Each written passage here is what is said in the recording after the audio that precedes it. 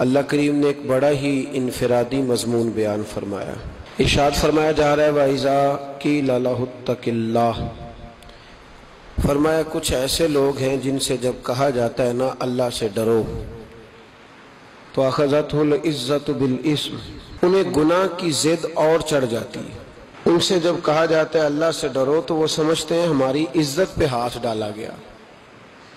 جب حق بات انہیں کہی جاتی ہے تو اور چڑ جاتے ہیں، تو اللہ پھر تو ان کے ساتھ کیا معاملہ کرے گا؟ فرمایا فَحَسْبُهُ جہنم، ان کے لیے دوزخ ہی کافی ہے، ان کے لیے پھر دوزخ ہی کافی ہے۔ وَلِبِئْسَ الْمِہَادُ، اور وہ بہت ہی برا ٹھکانہ ہے۔ حق جو ہوتا ہے نا، حق اس کی اپنی ایک بہت بڑی قوت ہوتی ہے۔ حق کسی کا محتاج نہیں ہوتا۔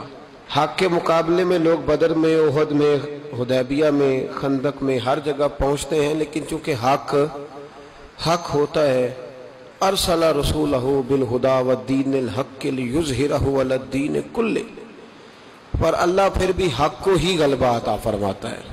انسانوں کے پاس دو تین چیزیں انہیں سمجھائی ہیں قرآن و سنت نے۔ ایک تو یہ سمجھایا ہے کہ حق کی تلاش کرو، حق تمہیں مل جائے گا، اس کے لیے جد و جہد کرو، اس کے لیے کوشش کرو۔ ہم لوگ بڑی جلدی تھک جاتے ہیں، ہم کہتے ہیں کوئی نہیں جی بس میں نے دیکھ لیا، سارے برے۔ حضرت سلمان فارسی رضی اللہ تعالیٰ عنہ 350 سال جد و جہد کرتے رہے، ڈھونڈتے رہے، اس کو ڈھونڈا۔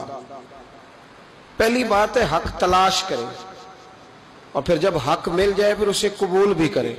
پھر مصلحت، برادری میں کیسے، کس طرح، پھر چکر سے جب پتہ چل گیا یہ حق ہے، پھر حق کے قدموں میں جا کے بیٹھے، پھر حق کے پیچھے لگے۔ حضرت ابو ذر غفاری رضی اللہ تعالیٰ عنہ ارشاد فرماتے ہیں کہ میں متلاشی تھا کہ مجھے حق ملے، میں نے بڑی جگہ کوشش کی، میں بڑی جگہوں پہ گیا، بڑی ہمت کی، بڑا کچھ میں نے کیا، حق مجھے نصیب نہیں ہوتا تھا۔ اچانک میرے کانوں میں آواز پڑی کہ مکے میں کسی نے اعلان نبوت فرمایا ہے۔ فرماتے ہیں میں مصروف تھا، کھیتوں میں کھجوریں پکی تھیں، دیگر بھی بہت ساری فصلیں سمیٹنے کے دن تھے، تو میں نے اپنے بھائی کو بھیجا، میں نے کہا بھائی تو پتہ کر کے آ، اور اگر تجھے وہاں حق محسوس ہوا نا تو مجھے جلدی آ کے بتانا۔ فرماتے ہیں یہ وہ دن تھے جب نبی پاک صلی اللہ تعالیٰ علیہ وسلم حضرت زید بن ارقم کے گھر دار ارقم میں چھپ چھپ کے لوگوں کو دین سکھایا کرتے تھے۔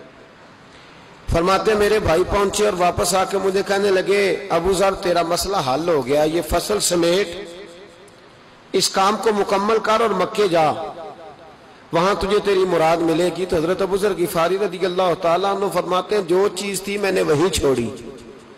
میں نے کہا حق مل جائے اور بندہ فصلیں سمیٹتا رہے، حق مل جائے اور بندہ ڈیوٹیاں کرتا رہے، حق مل جائے اور بندہ پھر غور کرتا رہے کل جاؤں گا پرسوں جاؤں گا۔ حق مشکل سے ملتا ہے، جب مل جائے تو پھر اسے حاصل کرنے میں دیر نہیں چاہیے، فٹافٹ کرنا۔ فرماتے میں دوڑ آیا، آ کر میں نے حضرت زید بن ارقم رضی اللہ تعالیٰ عنہ کے گھر میں کلمہ پڑھا، میں مسلمان ہوا۔ جب باہر نکلنے لگا تو ایک صحابی، ایک ہے حق تلاش کرنا، دوسری بات ہے حق کا قبول کرنا، اور تیسری بات ہے حق کا اعلان کرنا۔